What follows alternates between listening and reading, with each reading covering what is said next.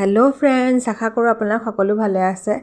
আজি একেবাৰে বহুত টেস্টি ৰেচিপি আপোনালোকৰ লগত শেয়াৰ কৰিবলৈ লৈছো বিশেষকৈ ৰেষ্টুৰেণ্টৰ নিচিনা খাদ্য ঘৰতে আজি বনাইছো এয়া মাছ লৈ লৈছো মাছত মই নিমখ হালধি কৰ্ণফ্লোৰ বিশেষকৈ গ্ৰেট কৰা আপোনালোকে ক'ব লাগিব নহৰু আদা এনেকৈ গ্ৰেট কৰি অকমান সময় মই মেৰিনেট কৰি থৈ দিলো গুটেখিনি হানি পেলাই এতিয়া অকমান সময় পাছত আসলতে মই তেলটো অকমান কমকৈ দিও তথাপিও আজি অকমান দিছো বুলিয়ে ক'ব পাৰি এই তেলত মাছখিনি এনেকৈ মই ফ্ৰাই কৰি লৈছো ফ্ৰাই কৰি থাকোতে যেটো কৰ্ণফ্লোৰ দিছো সেইকাৰণে একদম লো ফ্লেমত ভাজিব লাগিব ইমান সুন্দৰকৈ ৰঙচুৱাকে মাছ দুটকৰো ফ্ৰাই হৈ গল দেখিছেনে বাৰু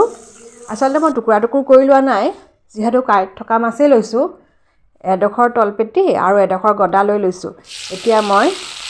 বিশেষকৈ পিয়াজ ক্যাপসিকাম এনেকৈ কাটি লৈছো পাহকে উলিয়াই ললো এতিয়া মই মিঠা তেলত এই গুটেখিনি দি দিছো আন্দাজমতে নিমখ আৰু সেই অনুমতে মই হালধি দি দিছো এটা টুইষ্ট আছে যিহেতু আমি বেলেগ মছলাহে ব্যৱহাৰ কৰো কিন্তু আজি মই জিৰা পাউডাৰ দি দিছো ৰেষ্টুৰেণ্টত সাধাৰণতে সয়া সস গ্ৰীন চিলি সস এয়া দিয়া হয় কিন্তু হেতুই আজি মোৰ টুইষ্ট ইউনিক ৰেচিপি বুলি ক'ব পাৰি জিৰা গুৰি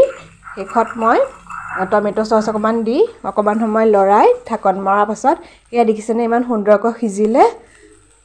সুন্দৰকৈ সিজা পাছত এই সবজিখিনি ওপৰতে মই এয়া মাছখিনি দি লাহেকে মাছ নভজাকে ইলুটি হিলুটি কৰি দিছো ইমান সুন্দৰকৈ এয়া ৰেচিপিটো ৰেডি হৈ গল আপোনালোকে বাৰু ঘৰত কেতিয়াবা চিলি ফিশ বনাই পাইছেনে কমেন্ট সেকশনত জনাব আজি বহুত টেস্টি আছিল জানানে ভাতৰ লগত গৰম গৰম ভাতৰ লগত পৰিবেশন কৰিব আৰু সাবস্ক্ৰাইবও কৰি দিব মোৰ চেনেলটো আজি কাৰণে আহিছো